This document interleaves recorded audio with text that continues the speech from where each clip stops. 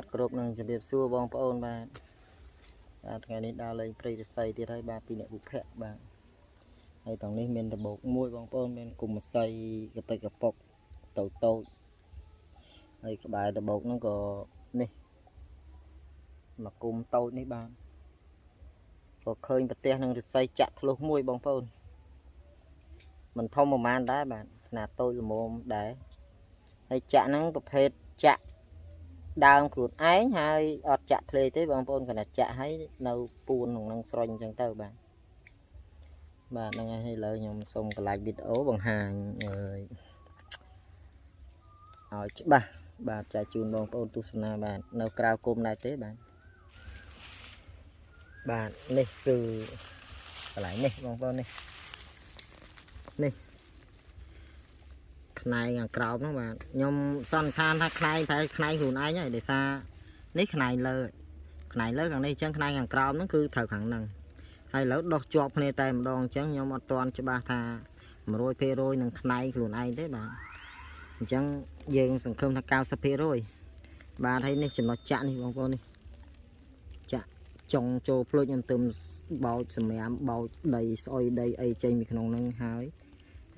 អត់ដឹងថាចាក់ហ្នឹងវាស្អុយមិនឬក៏នៅត្រង់នប់នឹងកន្លែងហ្នឹងយ៉ាងម៉េចទេបងប្អូនបាទឥឡូវយើងធ្វើការយកសិនបងប្អូនដើម្បីឲ្យច្បាស់បាទដោយពូភ័ក្រនោះនៅខាងនោះបាទពងអើតលើមដើរខ្វេះគល់ដែរបាទហើយក៏មាននឹងបាយថ្វាយជូនតិចតួជូនលោកតាថាសាទឹកដីព្រៃនឹងដែរបាទនេះហើយភេសជ្ជៈបាទដាក់ចែកថ្វាយលោកតាសូមឲ្យលោកតាប្រសាឲ្យជួយឲ្យស្នុកសុខសប្បាយឲ្យកូនចៅរស់ជួបតែរបស់ល្អយកទៅគ្រប់ថែរក្សាឲ្យតិចជុំចម្រុងចម្រើនហ្នឹងហើយអញ្ចឹងយើងធ្វើការយកសិនបងប្អូនស្រួលយកដែរទេបាទប៉ុន្តែថាគេអាចកោះយកគុលបានឲ្យបានបន្តិចបើអាលត្រឹមដីនឹងហ្មងពុំបេះអាខ្នែងហ្នឹងហ្មងប្រហែលជាកាយខាត់ក្រោមបន្តិចបើបេះខ្នែងហ្នឹងពេកខ្លាចវាមានលហែកមានអីចឹងទៅវាខូចបាទអញ្ចឹងយើងធ្វើការយកសិនបងប្អូនណាបាទនេះបងប្អូន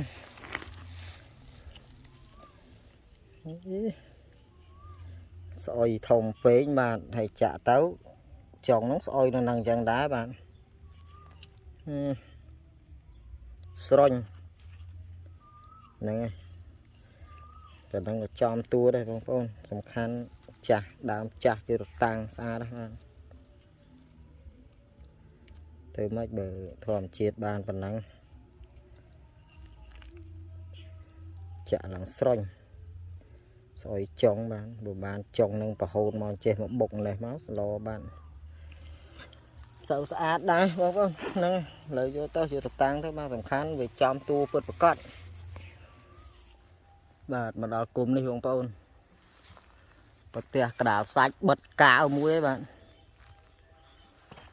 នឹងបងប្អូនមើលឃើញអត់ទេជមើខ្ញុំស៊ូមួយឈប់ដាក់ចំប្លង់ណាមើលឃើញ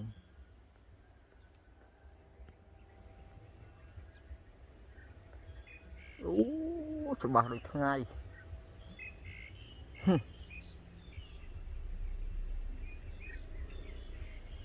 ដឹងមួយណាទេហ្នឹងជឿលវិញឆ្ងាយបងប្អូននិយាយលេងទេបាទក្តារសាច់បិទកាវទេមើលយកមកបានឃើញនេះបងប្អូន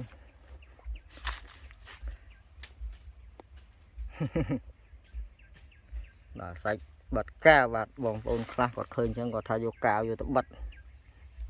ហ្នឹងហើយខាងក្រោមនេះខ្នងនេះបាទខាត់លើបន្តិចបាទអត់ចំកដាលល្អបិទចំគាត់បិទប៉ុណ្ណឹងបិទមកចំបាទជំរឿយើងមើលតិចទៀតមើលវាល្អរឿងគ្រាន់មើលបាទគ្រាន់តាមដានគុំនេះមើលតាមដានទៀតមើលគីឡូបាទជួបនេះជួបនោះអីបាទឥឡូវយើងកាត់មើលសិនបាទមកដល់គុំនេះបងប្អូននេះឃើញក៏វៀនចូលវិញតែមិនដឹងជាជុំអត់ទេបងប្អូនអើយ មើលកាយលេងមើលបន្តិចមើលបាទហើយនេះនប់ដែតស្ពីងបាទមិញទៅដល់នៅចុងសពោបន្តិចតែកេះមើលទៅដាច់ចង់អត់ស្អាតមានចង់ទីអញ្ចឹងចង់អត់ស្រួលជិលយកទៅលើកាយជុំនឹងមើលបន្តិចមើលបងប្អូនតែលើស្អាតទៅយកទៅក៏អត់បាទនេះបងប្អូន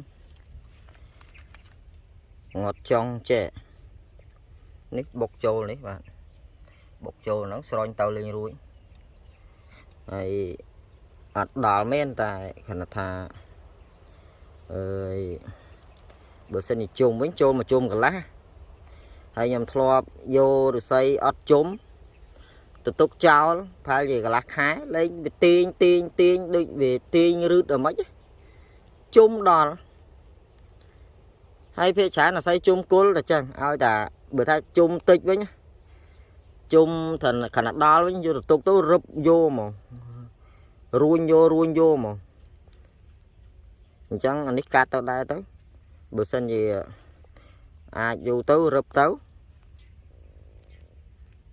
ចូលចង់មកជុំកន្លះបាទនេះវែនអញ្ចឹងហើយចង់វិញដោះចេញមកបន្តិចដាច់ទូចកន្លែងគល់ខ្នែងស្អាតណាបាទណាអត់អប់បន្តិចអត់បាទហើយនេះនប់មួយតែសៀងស្ទើកពូលហើយចំពោះមួយនេះវិញខ្ញុំស្ទាបមើលលេងដូចចុងកវៀនចូលវិញហ្មងនេះតិចជុំមើលយកដៃស្ទាបមើលចុងវត្តចូលក្នុងបាទចាំមើលតិចទៀតដាប់មើលលេងសិនមកនេះvẫn nokបុកតាណាទៅណៃនេះបាទហើយនេះដូចមនុស្សដាប់ចឹងបងប្អូន4ជ្រុងស្អាតចាស់ដូចមនុស្សដាប់ចឹងបាទនឹងសัตว์អីស៊ីអីទំនួងមែនធម្មជាតិបាទហ្នឹងហើយចាំមើលកេះដាប់មួយនេះមើលបងប្អូនគីឡូជុំកវៀននេះស្អាតបាទហើយខ្នែងអើយណប់បាទនេះបងប្អូនកវៀនអស់ចុងបន្តិចក៏មិនស្អាតទៀតណា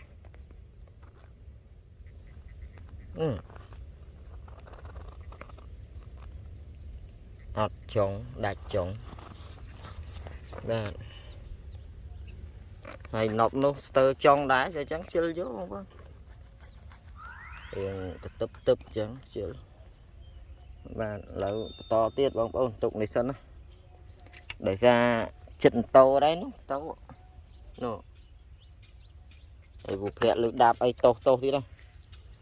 បាទឥឡូវរមើលបន្តទៀតបងប្អូនចឹង